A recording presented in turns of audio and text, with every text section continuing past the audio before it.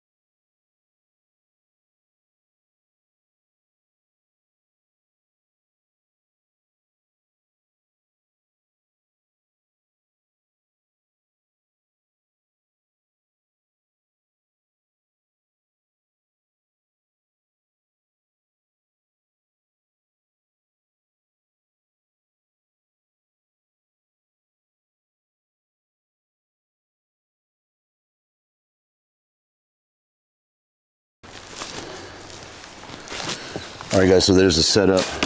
Pretty easy to set up. A few minutes once you get used to it. I use that ridge line to throw the bivvy over and also to hang the bug net off of. We're about, this tarp's 10 by 10.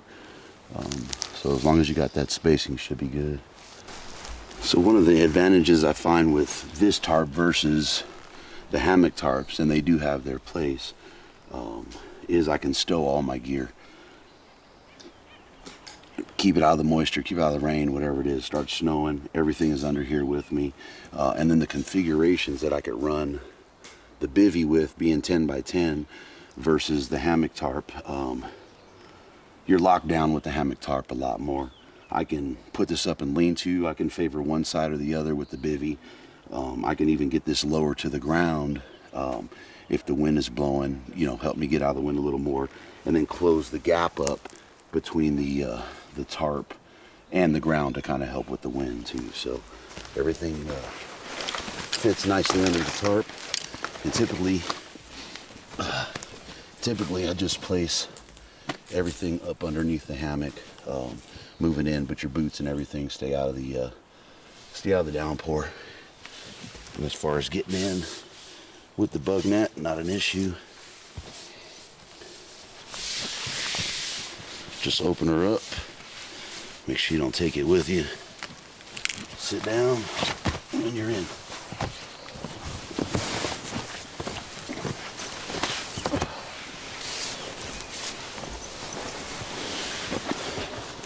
Then it's a quick zip.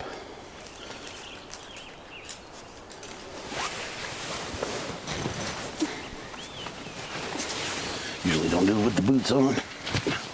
Getting hot. But plenty of room to sit down and boil up a meal, move around, deal with gear, etc., etc. So we'll go ahead and throw the climate in there. This is the Climate Static V pad.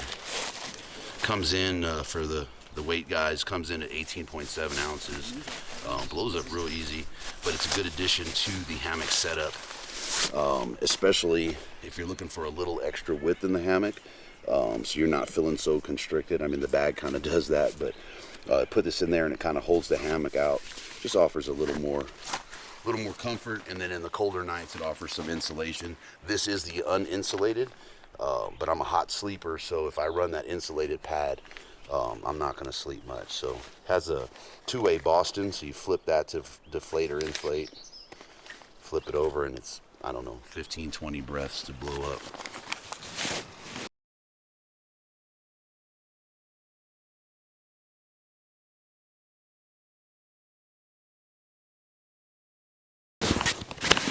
So the valve's not closed. It seals pretty good. I always have a hard time with sausage fingers getting this to close, but recommend you try and get it in there because it will bleed out on you a little bit moving around, even as I try and close that. So once you got that blown up, you just insert it in the hammock. And then it kind of holds the hammock out, like I said, and keeps it from feeling a little restricted. One of the sweet things about the hammock setup that I like is I don't have to carry a pillow. I'm a baby when it comes to sleeping, and this thing is comfortable enough to where I don't have to worry about that pillow. It may take a couple times when you first set it up to get, you know, that position of the sleeping pad to where you like it. That offers some comfort and doesn't irritate you through the night. And the one nice thing about this one is your head protrudes above it a little bit, depending on your height, and you don't get that crinkling and crackling all night. It drives me crazy in sleep. So, all right, guys. So to deflate that, you just push that valve in, and you can flip it all the way. I like to open it full, so when I go to pack it back down, all that air is out of there and it's not taking up more room than I like. But I give it a quick roll down just to help push that air out.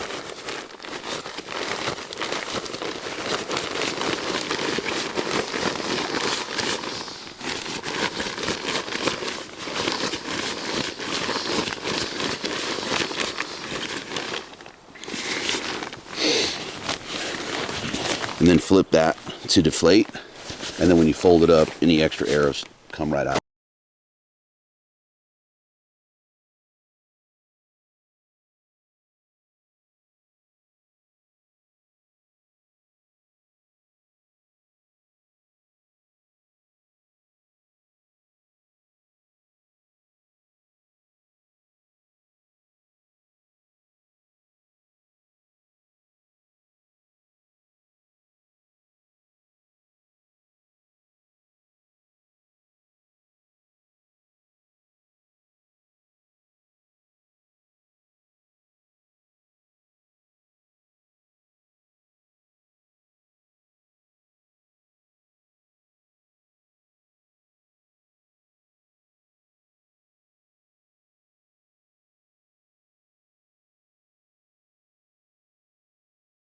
And then one thing I'd suggest is before hitting the field, get some Sawyer permethrin or another gear spray, and spray your straps down. If you have any ants, any buggers that are around, you know, they'll climb up on that tree, they'll climb out on your straps. Even with that bug net, you know, you have the openings in the end where everything comes in, and you'll be covered in ants.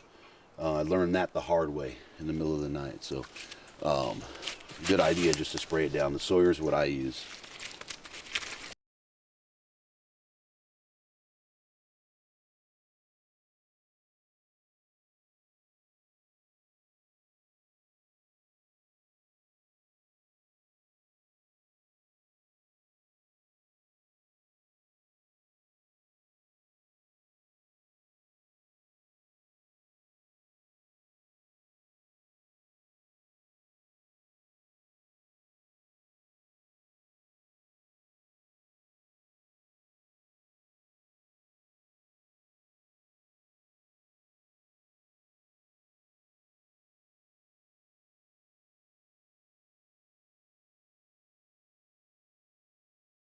Get some S clips, clip them onto the D loops on the bivy, and then to see the diversity in that setup with the hammock, I like to run one side of paracord at about 10 feet long and the other side at about 7 feet long. That way, if you need to favor one side or more or the other more, you have the option to do that, but it's nothing to get that tied up if you just want the straight bivy setup. So, and then to stake it out, when you guide out, to stake it out, yeah, it's 4 in this setup, but if you want to have the diversity in this entire setup and the ability to go ground, you have your pad, and if you carry 2 more stakes, I'd say at least 1 more for extra measure, especially on the aluminum stakes. If you're pounding them in with rocks, they have a tendency to bend or get lost in the dirt there. But it gives you added diversity. If you get in an area where you're not in trees, or you're unsure about the trees, or whatever it is, you can go straight ground. It's not as comfortable, but it gives you the option to do that. So, and we're just gonna get lazy and throw this in there.